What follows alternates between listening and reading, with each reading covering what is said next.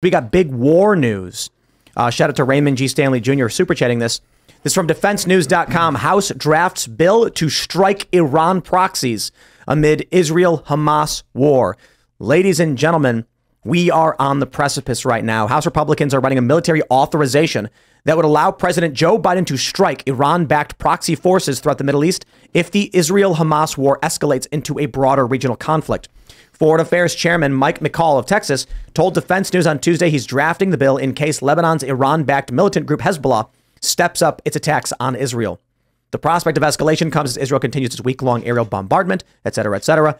I hope you guys are ready, man, because a grain of sand, the saying I often use, how many grains of sand make a heap?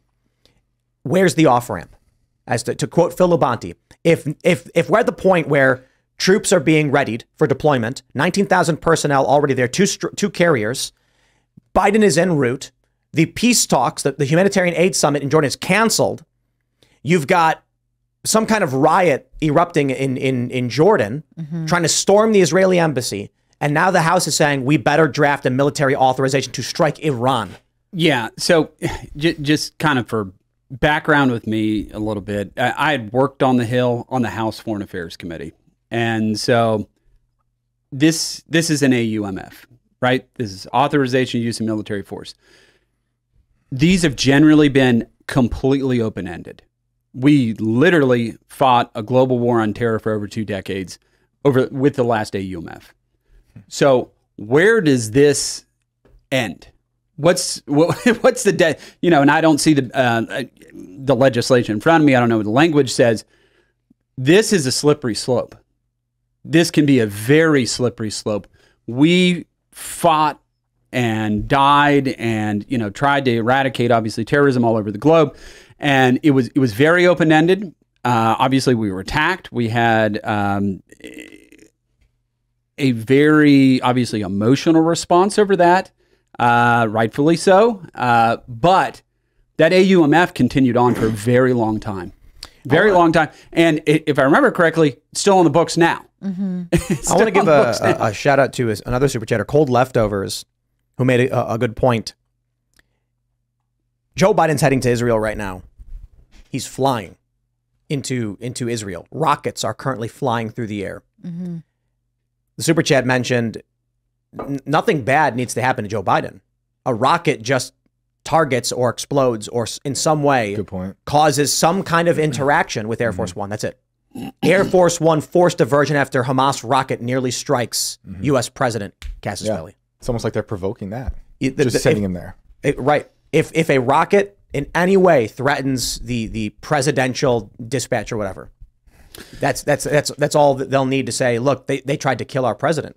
Yeah, that's a big deal. And they're drafting. Well, remember George Bush did that. He was like, they tried to kill my dad. Remember that? Yeah, that's right. Yeah. Yeah. Well, I mean, but that wasn't a Cassius Belli. That No. was him whinging. That was whinging for sure. But if we can whinge like that, then what does this look like? And kind of and we saw this even way back in the day, Mujahideen in Afghanistan, the asymmetric technology that exists for terrorists, which we provided, obviously, to be able to defeat the Soviets in Afghanistan.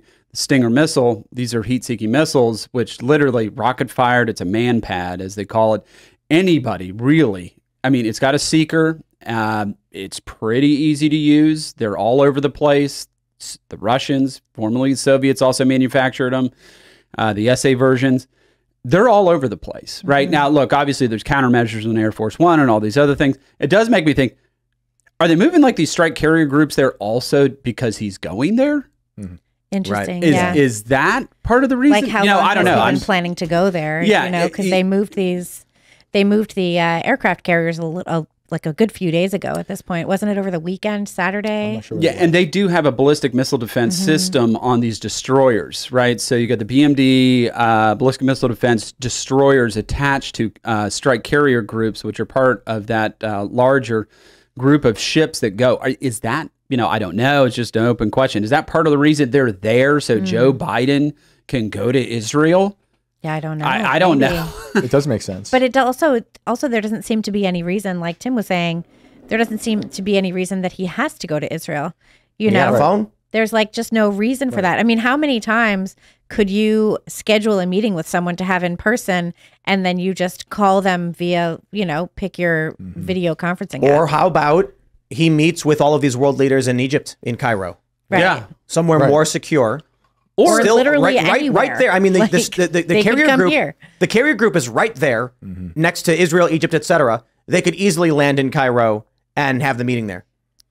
Or Bahrain, literally. Oh, yeah. That's where Fifth Fleet is stationed, is in Bahrain. I have been there. They're there. CENTCOM is in the region as well. Like, why not meet there?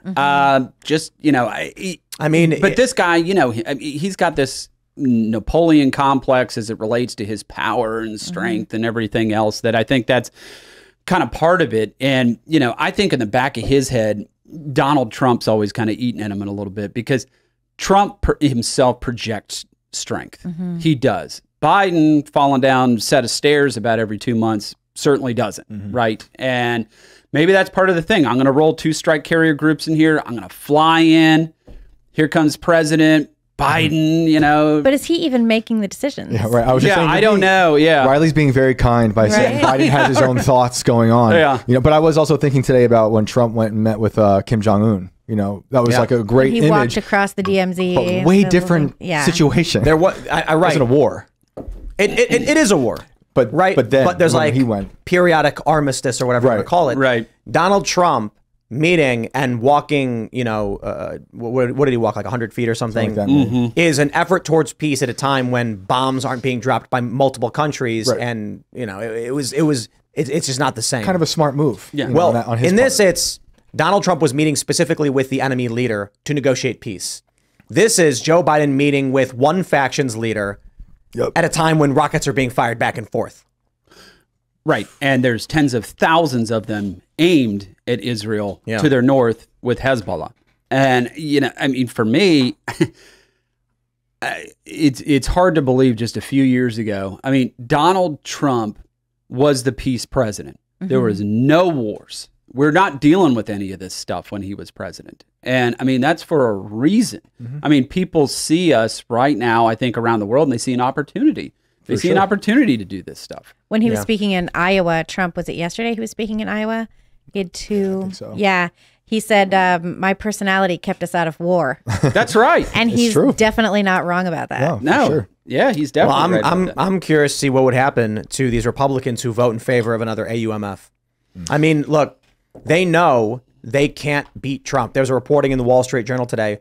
Donations to the GOP rivals have stopped. None of these big donors want to give money to losers anymore. They're like, these guys can't win. Trump's lead is growing. He's improving in the polls. We're flushing money down the toilet.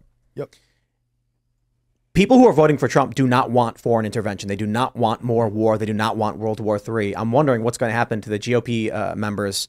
Look, they're going to get a decent amount of support. I'm not saying everyone's absolutely opposed to intervention, but 30%.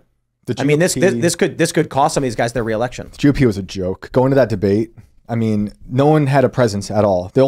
Trump's lack of presence was more of a presence than anyone on that stage. And then when Newsom showed up, he was the star. Hannity practically made out with him on stage. I was like, this is ridiculous. It was crazy. And then when I got there, people were telling me there's protesters on the street on the way up to the Reagan Library. I'm thinking Antifa, like thugs. It was Trump supporters lining the streets of LA. Wow. Because they're like, we love Trump. And it was crazy, you know? The GOP is completely weak. Yeah, that is the weirdest move by DeSantis, by the way, was, you know, to debate. I mean, it's like he took the bait with Gavin Newsom over there. Yeah. And, you know, I think Gavin Newsom's arguably one of the worst governors in the country. Yep. He's destroyed California even more. He has destroyed California. Yep. But the guy's pretty slick. And that's not a good matchup for DeSantis. No, DeSantis is horrible on stage. He was a great governor. Terrible candidate. Yep. It makes you worry, too, because it's clear that his campaign staff is not getting the job done. And, you know, those are the same people that would end up in the White House. And you're kind of like, if they can't run this campaign, they definitely can't run this country. Right. Talk about Trump surrounding himself with bad people first term. Right. These people are terrible. Right. And Trump had at least discernment. For sure. It's just crazy what's going on, man. Oh, yeah. Well, and this is all premeditated on DeSantis's part. Not saying Trump wasn't thinking about who he's going to put in the White House in 2016, but it was kind of like is this going to happen? I think it is. I'm praying it is. And it happened. But then you got the entire establishment basically sending letters like, we refuse to work in the Trump administration, blah, blah, blah. I mean, so it was few and far in between. Right now, I'm hoping people are looking back at this and like, wow, what a peaceful and prosperous time in this country. It really was. Despite all the nonsense that was going on, Russia hoax collusion, blah, blah, blah, all this other stuff.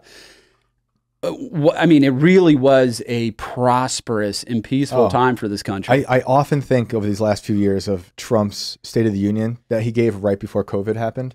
And it was so happy and joyous, you know, are you tired of winning type, you know, language. Right. It was, And as someone who taught narrative studies fiction classes for 10 years, I was like, oh no, we're too happy. Right? Something bad. No. Something bad. It always happens in the movie. If they start out happy, or if it gets to a happy part, if it's not the end, which I hope it's not the end. Well, it's going to go bad. And he dealt with threats in the way they should be dealt with. Now, remember, ISIS, Obama says, ISIS is going to be a generational threat for the United States. JV team. JV team, you know, they had restrained rules of engagement. Trump snuffed them out in like less than a year. Right? And then what does he do? He strikes Soleimani over in Iran and is like, don't mess with us. And he sent a message out there. You remember when he dropped a massive ordnance penetrator on over there in Afghanistan? Like, we're not playing around anymore. Thanks for watching this clip from the Timcast IRL podcast. Hang out with us live Monday through Friday at 8 p.m. and become a member over at timcast.com for uncensored, members-only shows exclusive. Thanks for hanging out, and we'll see you all next time.